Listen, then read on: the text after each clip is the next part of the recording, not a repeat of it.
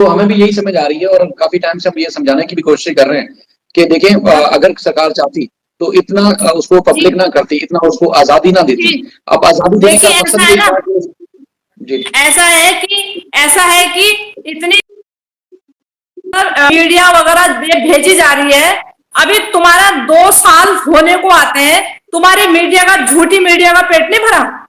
2 साल से तुम्हारी झूठी मीडिया का पेट नहीं भरा। इस औरत को तुमने, इसके झूठ को तुमने आसमान तक पहुंचा दिया। अभी तुम्हें मतलब तुम्हें अभी 2 साल से तुमने इतना ये जो झूठ का ये तांडव फैलाया, तुम्हारा इनका पेट नहीं भरा। अभी तो रोटी इनको मिल रही होगी ना। अब भी मतलब कहीं ना कहीं फिर मीडिया क्या है, मतलब एक अपराधी महिला को तुम मीडिया वहां भेज, क्या दिखा रहे हो? ये तुम पूरे संसार संदेश जा रहा है ये। मतलब तुम ये लगा लो कि पाकिस्तान सरकार ने जो भी वहां की जो भी प्रोसेस था, जो भी मतलब A to Z वो सारा पूरा कर चुके हैं। अभी भारत सरकार के पास में जो उन्होंने एक संपर्क साधा है बच्चों के लिए, अभी उसका उत्तर क्यों नहीं दे रहे हो? ना तुमने उसकी चार्जशीट पेश की, ना तुमने गुलाम अजहर को वीजा दिया। तो ये बातें फिर कहां ले जाती हैं? ये बातों से तो फिर साफ साफ जाहिर होता है ना।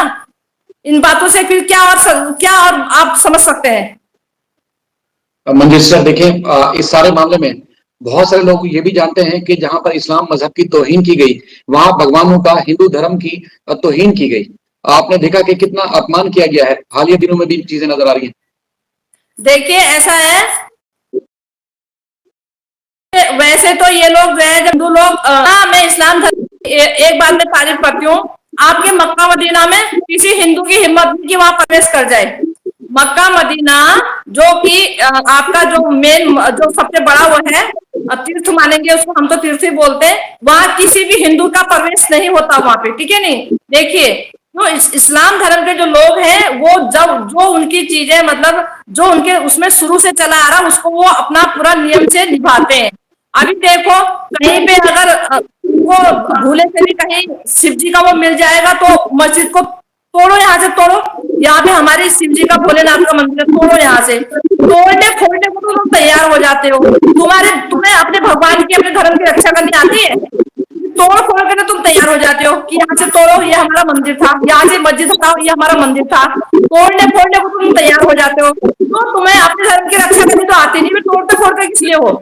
जो चीज वहां पे छोड़ दो ना उसको। या तो तुम अपने धर्म की रक्षा करो, या तो तुम्हें, अगर तुम्हें इतना ही अपने धर्म से प्यार है तो अपने धर्म की रक्षा करो। रक्षा तो तुम कर नहीं पाते हो, तोड़ने फोड़ने को तैयार रहते हो। सीमा हैदर भोलेनाथ के ऊपर जो है वो जल चढ़ा रही है, दूध चढ़ा रही है। क्यों? कहाँ मर गए वो हिंदू? वो रघुपुरा के हिंदू कहाँ मर गए हो? वो हिंदू है, वो क्या है वो? कहाँ उनको मौत खा गए? किसने उसको इजाजत दी वहां तक जाने की, और किसने इजाजत दी? देखिए अगर ये असली कहती है कि मैं प्रेग्नेंट हूं, तो मैं बताती हूँ आपको, आज जो हमारे हिंदू धर्म में है, 3 से 4 महीने के बाद जो वो लेडीज किसी भी भगवान के मंदिर में ऐसे जल नहीं चढ़ाएगी, कोई पूजा पाठ नहीं करेगी। हमारे धर्म में ऐसी प्रेग्नेंट औरत 3 से 4 महीने के बाद किसी भगवान को ना तो छुएगी, न किसी भगवान में जल चढ़ाएगी, खासकर भोलेनाथ को बिल्कुल भी नहीं। क्योंकि वो अच्छा। औरत जो है फिर अपवित्र मानी जाती है। वो औरत जो जो प्रेग्नेंट औरत होती है वो अपवित्र मानी जाती है, वो भगवान को नहीं छूती है। हाँ, दरवाजे के बाहर दूर से मत्था जरूर फेंक लेंगे, भगवान को छूने का काम नहीं करेगी। तो मरो तुम्हारे, मैं तो कह रही तुम्हें इनको मौत ही खा जाएगी इन हिंदुओं को जो है।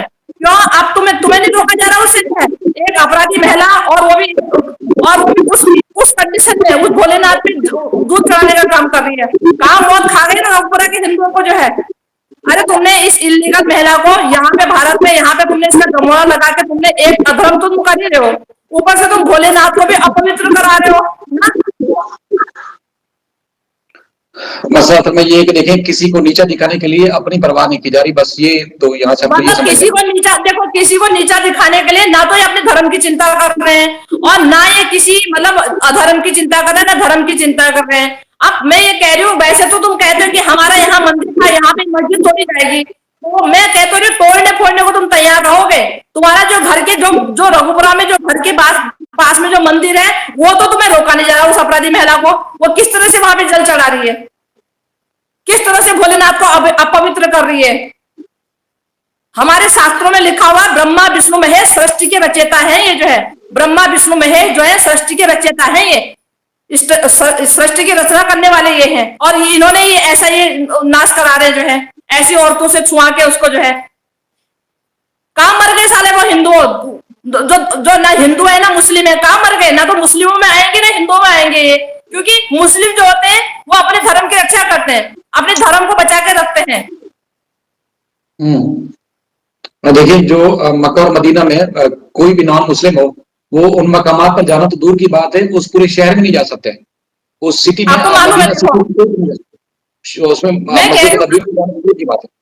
सामाजिक तौर पे आपका हिंदू चाहे कितना ही करीबी हो, लेकिन वहां प्रवेश बिल्कुल वर्जित है। आपका सामाजिक तौर पे आपका हिंदू चाहे कितना ही क्लोज हो, लेकिन वहां पे कोई भी हिंदू जा नहीं सकता मक्का मदीना में। देखिए नो एंट्री। मंजू इन्हीं चीजों को देख के तो वो फिर दोगलापन जो कैसे नजर आ रहा था। भाई हम तो आज भी कह रहे हैं कोई बात नहीं, गुलाम हैदर को वीजा मत दो, तुम इसे भोलेनाथ के मंदिर में जल चढ़ा दो।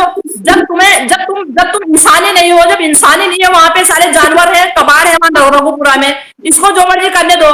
पर गुलाम हैदर को उसके बच्चे दे दो, मत करो इसे कहीं मर्जी जान दो, पूरे भारत में घुमाओ इसे, जो मर्जी करो, तो गुलाम हैदर को बच्चे दो। गुलाम हैदर के बच्चों को तो हमारे भारत सरकार को देने पड़ेंगे किसी भी हाल में, कि भारत सरकार को बच्चे देने पड़ेंगे, और भारत सरकार अभी गुलाम हैदर को इंसाफ समय से इंसाफ नहीं देके उसके साथ नाइंसाफी कर रही है, और ये पूरा विश्व जानता है। गुलाम हैदर को वीजा ना देके, गुलाम हैदर को उसके बच्चे न लौटा के, और पाकिस्तान सरकार की किसी भी बात का जो रिप्लाई नहीं दे रही बच्चों के मामले में, सरेआम गुलाम हैदर के साथ नाइंसाफी हो रही है। एक शरीफ और ईमानदार और सच्चे और उस इंसान के साथ में धोखा हो रहा है, उस इंसान के साथ में नाइंसाफी हो रही है। गुलाम हैदर को बच्चे इनको देने पड़ेंगे किसी भी हाल में। मंजू सिस्टर, ये जोगिंदर बवाल साहब कह रहे हैं कि हिंदू मुस्लिम क्यों कर रही हैं? क्यों नहीं करूंगी हिंदू मुस्लिम, क्यों नहीं करूंगी हिंदू मुस्लिम? मैं किसी जात के ऊपर नहीं बोल रही हूँ, मैं उसकी इलीगल कामों के ऊपर बोल रही हूँ। और मैं हिंदू मुस्लिम क्यों करूंगी? जब सामने मेरे भैया बैठे हैं, मैं हिंदू मुस्लिम क्यों करूंगी? बेवकूफ के पट्टो, मैं क्यों हिंदू मुस्लिम करूंगी? अपने दिमाग से काम लो जरा जो है भाई। जिनके साथ में बैठी हूँ वो मेरे खुद भाई हैं, तो मुस्लिम थोड़ी कर रही हूँ मैं। तो एक कायदे और कानून वाली बात बता रही, जो एक शुरू से जो चीज चली आ रही है। और वैसे तो ये मस्जिद मंदिर तोड़ने को तैयार हो जाते हैं, और अपना धर्म इनसे बचाया नहीं जा रहा है। वो जो बैठे हुए हैं, वो जो चैनल पे बैठे हैं, उनसे पूछ लो कि मैं हिंदू मुस्लिम कर रही हूँ, क्या कर रही हूँ करके।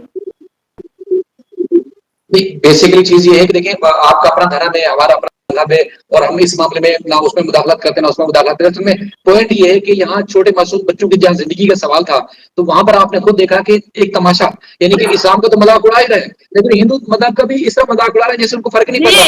सिर्फ ये है कि लोगों को नीचा दिखाना है, बस, और कुछ नहीं है। लोगों को नीचा दिखाना है। और दूसरी बात यह है, सिर्फ उसे भोलेनाथ पे जल नहीं चढ़ाना, दूध नहीं चढ़ाना, वो सिर्फ योगी जी को दिखाना चाह रही है। अपने बचाव में सारे हथकंडे अपना रही वो, अपने बचाव में A to Z सारे हथकंडे अपना रही वो। और इन बेवकूफ है जो, कौन, क्या नाम है इसका बेवकूफ का, इस आदमी का क्या नाम है, मैं तो यही बोलूंगी। अगर कोई मन से